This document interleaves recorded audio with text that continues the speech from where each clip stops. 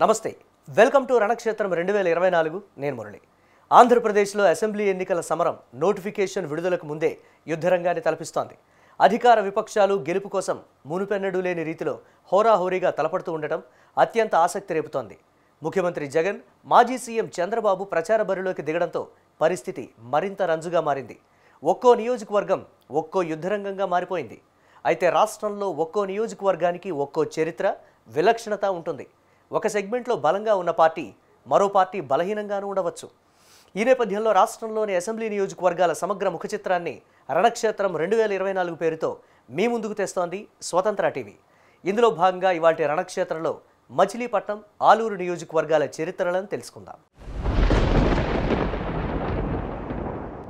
మచిలీపట్నం నియోజకవర్గంలో ఇంకా తాగునీటి సమస్యలున్నాయా వర్షాలు వస్తే పట్టణమంతా నీట మునిగిపోతుందా రహదారులు అధ్వానంగా ఉన్నాయా పేర్ని నానికి ఈసారి ఎన్నికలు ప్రతిష్టాత్మకమేనా టీడీపీ నుంచి కొల్లు రవీంద్రకు అవకాశాలున్నాయా జనసేన నేత బండి రామకృష్ణ అలక తగ్గిందా బందరు పోర్టు పనులు ప్రారంభమయ్యాయా ఎంపీ బాలశౌరి ఎందుకు పార్టీని వీడారు హీటెక్కిన మచిలీపట్నంలో తాజా రాజకీయ పరిస్థితులు ఎలా ఉన్నాయి పదండి ఇవాల్టి రణక్షేత్రంలో చూద్దాం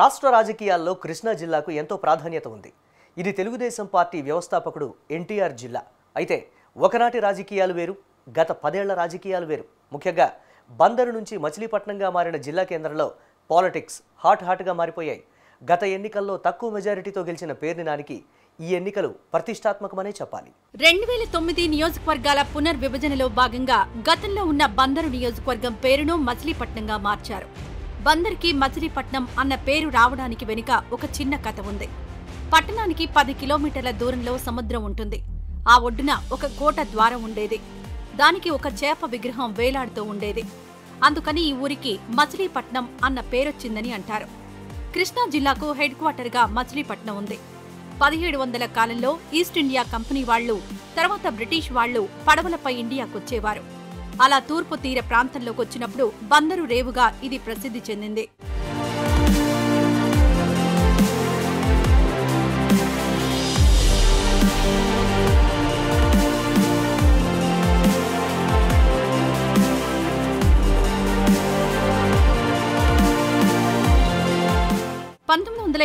లో మచిలీపట్నం నియోజకవర్గం ఏర్పడింది ఇప్పటి వరకు 14 సార్లు ఎన్నికలు జరిగాయి కాంగ్రెస్ 6 సార్లు టీడీపీ 4 సార్లు ఇండిపెండెంట్లు 2 సార్లు జనతా పార్టీ వైసీపీ ఒక్కొక్కసారి విజయం సాధించాయి ఇక్కడ కాపు కమ్మ బీసీ సామాజిక వర్గాలు ఎన్నికల్లో ప్రభావం చూపిస్తారు నియోజకవర్గంలో మొత్తం 1,84,506 మంది ఓటర్లున్నారు వీరిలో పురుష ఓటర్లు 91,302 మంది ఉంటే మహిళా ఓటర్లు 93,204 మంది ఉన్నారు నియోజకవర్గంలో ఒకే ఒక్క మండలం మచిలీపట్నం ఉంది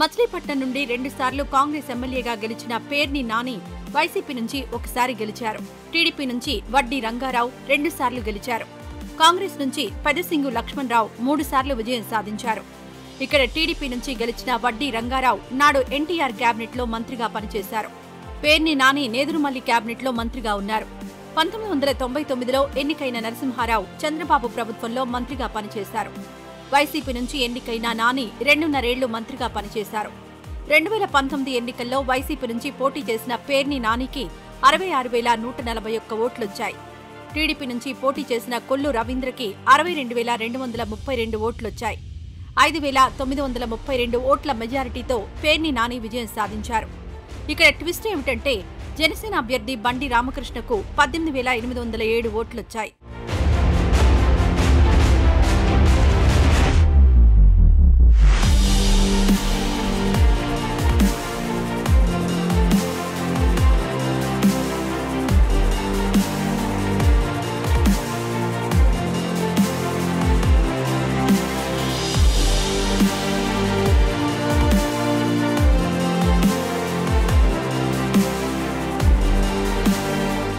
4 నెలల ముందు వరకు మచిలీపట్నం అంతా ప్రశాంతంగానే కనిపించింది. కానీ సడన్గా స్థానిక ఎంపీ వల్లభనేని బాలశౌరి సడన్గా జనసేనలో చేరారు.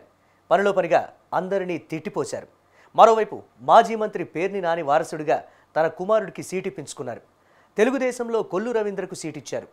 హత్యాయత్నం కేసులో అరెస్టు చేయడంపై కొంత సానుభూతి కూడా ఉంది.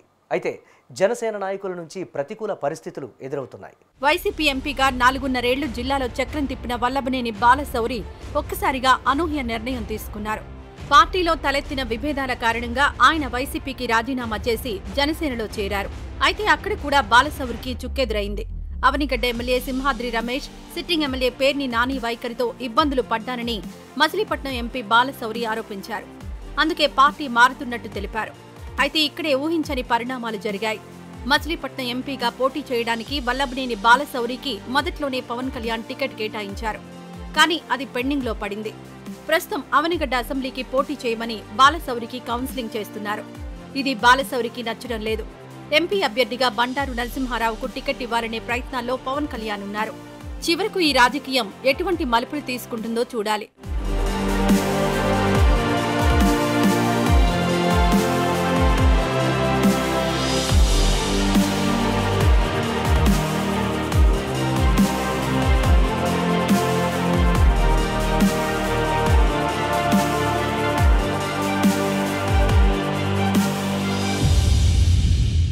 ఇక టీడీపీ తరపున మాజీ మంత్రి కొల్లు రవీంద్ర బరిలో ఉన్నారు. గతంలో రాముడు మంచి బాలుళ్లా కనిపించిన కొల్లు రవీంద్ర ఇప్పుడు మాస్ లీడర్ అవతారమెత్తారు. టీడీపీ అధినేత చంద్రబాబుకు అత్యంత సన్నిహితుడిగా రవీంద్ర గుర్తింపు తెచ్చుకున్నారు. పార్టీలోనూ బీసీ ఫెడరేషన్ బాధ్యతలను చూస్తున్నారు. రవీంద్రపై హత్యాయత్నం కేసు సానుభూతి ఓట్లు కురిపిస్తాయని క్యాడర్ భావిస్తోంది.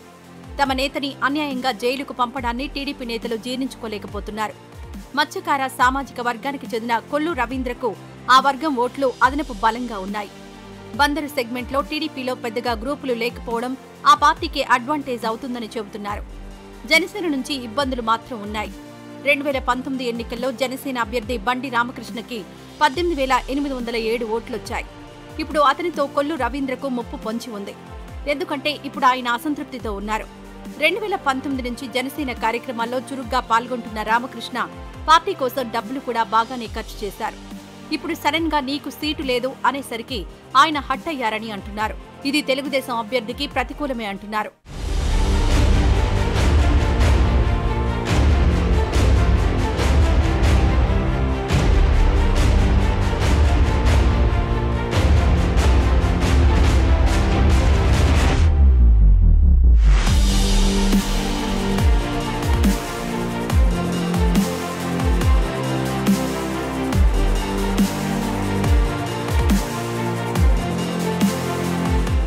మచిలీపట్నం బరిలో మాజీ మంత్రి పేర్ని నాని ఈసారి తన కుమారుడు కిట్టుని నిలబెట్టారు. బందరు పోర్టు శంకుస్థాపనకొచ్చిన సీఎం జగన్ సమక్షంలోనే తాను ఎన్నికల్లో పోటీ చేయడం లేదని ప్రకటించారు. అలాగే కొడుక్కి సీట్ ఇప్పించుకున్నారు. కిట్టు యువకుడు కావడంతో యువతను ఆకట్టుకునే పనిలో పడ్డారు.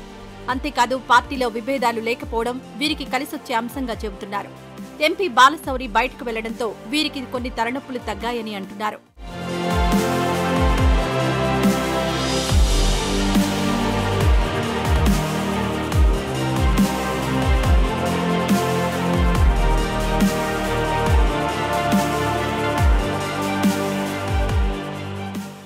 బందరు పేరు చెప్పగానే ముందుగా గుర్తుకొచ్చేది రేవు.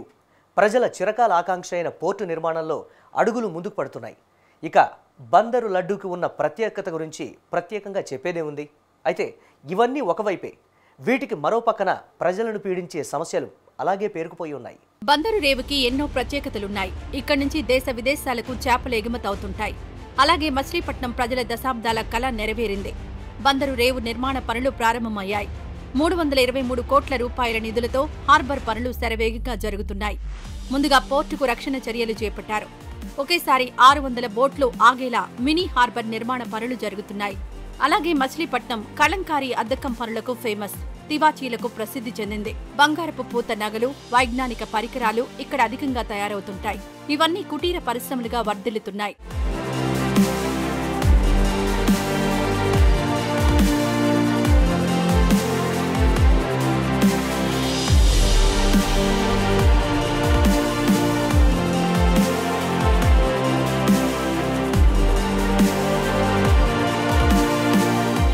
బందరు లడ్డూకు ప్రపంచవ్యాప్త ఖ్యాతి ఉంది. బందరులో 150 ఏళ్ల క్రితం స్థిరపడిన సింగుల కుటుంబాలు బందరు లడ్డూల సృష్టికర్తలుగా చెబుతారు. వీరి కుటుంబాల్లో ఎవరూ ఈ లడ్డూల తయారీలో గానీ వ్యాపారంలో కానీ లేరు. వారి వద్ద పనిచేసిన కొందరు దీనిని కొనసాగించారు. తర్వాత వారు కూడా పెద్దగా వెలుగులోకి రాలేదు. కానీ ఒక కుటుంబం మాత్రం ఇప్పటికీ ఆ వ్యాపారాన్ని విడిచిపెట్టలేదు. అందుకే బందరు లడ్డూ పేరు చెప్పగానే టక్కున సిరివిశెట్టి సత్యనారాయణ కేరాఫ్ తాతారావు పేరు చెబుతారు.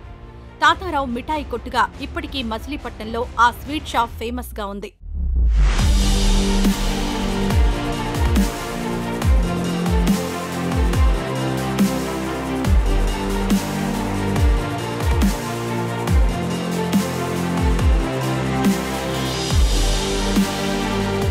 నియోజకవర్గం తీర ప్రాంతం కావడంతో తరచూ తుఫాను, వరదల బారిన పడుతుంటుంది. చిన్న వర్షం వచ్చినా మచిలీపట్నం మునిగిపోతుంది. రహదారుల పరిస్థితి అయితే అధ్వానంగా ఉన్నాయి. ఎక్కడ పడితే అక్కడే గోతులతో ప్రజలు నిత్యం నరకం చూస్తున్నారు. మారుమూల గ్రామాల్లో మంచినీటి కష్టాలు తప్పడం లేదు. కోన, పల్లె తుమ్మలపాలెం, తుమ్మల చెరువు తదితర గ్రామాల్లో మంచినీళ్లకు ప్రజలు తీవ్ర ఇబ్బందులు పడుతున్నారు. మౌలిక సౌకర్యాల కల్పనలో వైసీపీ ప్రభుత్వం విఫలమైందన్న ఆరోపణలు ఇక్కడ కూడా తీవ్రంగా ఉన్నాయి.